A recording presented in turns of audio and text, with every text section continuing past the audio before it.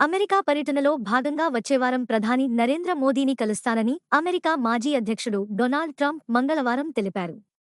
మిచిగాన్లో ఎన్నికల ప్రచారంలో ఉన్న రిపబ్లికన్ అధ్యక్ష అభ్యర్థి ఈ విషయాన్ని ప్రకటించారు. ప్రధాని మోదీ అద్భుతమైన వ్యక్తి అని ట్రంప్ అన్నారు. అదే సమయంలో భారతదేశాన్ని వాణిజ్య సంబంధాలను చాలా పెద్ద దుర్వినియోగదారు అని అన్నారు. దిగుమతులపై భారత్ భారీ సుంకాలను విధిస్తుందని నొక్కి చెబుతూ ట్రంప్ ప్రేక్షకులనుద్దేశించి ఇలా అన్నారు. కాబట్టి భారతదేశం చాలా పెద్ద దుర్వినియోగదారు. అతను, మోదీ, వచ్చే వారం నన్ను కలవడానికి వస్తున్నాడు. మరియు మోడీ, అతను అద్భుతమైనవాడు. నా ఉద్దేశ్యం, అద్భుతం ఈ నాయకులు చాలామంది అద్భుతమైనవారు. ఈ భేటీపై ఆయన ఎలాంటి వివరణ ఇవ్వలేదు. ప్రధాని మోదీ సెప్టెంబర్ 21 నుంచి 23 వరకు అమెరికాలో పర్యటించనున్నారు.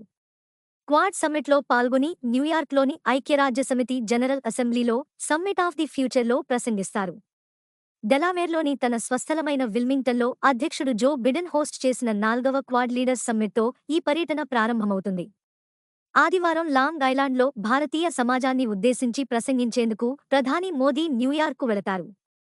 ఒక రోజు తర్వాత ఐక్యరాజ్యసమితి జనరల్ అసెంబ్లీలో సమ్మిట్ ఆఫ్ ది ఫ్యూచర్లో ప్రధాని ప్రసంగిస్తారు. సమ్మిట్ యొక్క థీమ్ మెరుగైన రేపటి కోసం బహుపాక్షిక పరిష్కారాలు, ఏఐ, క్వాంటం కంప్యూటింగ్, సెమీకండక్టర్స్ మరియు బయోటెక్నాలజీ యొక్క అత్యాధునిక రంగాలలో రెండు దేశాల మధ్య గొప్ప సహకారాన్ని పెంపొందించడానికి ప్రధానమంత్రి యుఎస్ ఆధారిత కంపెనీల సీఈఓలతో కూడా సంభాషిస్తారని విదేశాంగ మంత్రిత్వ శాఖ తెలిపింది.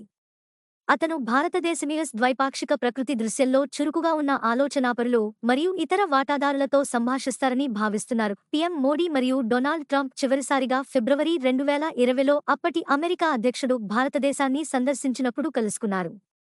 రెండు దేశాల మధ్య సంబంధాలను బలోపేతం చేయడంలో ఇది ఒక మార్గాన్ని విచ్ఛిన్నం చేసే క్షణం అని ప్రధాని మోదీ అభివర్ణించారు.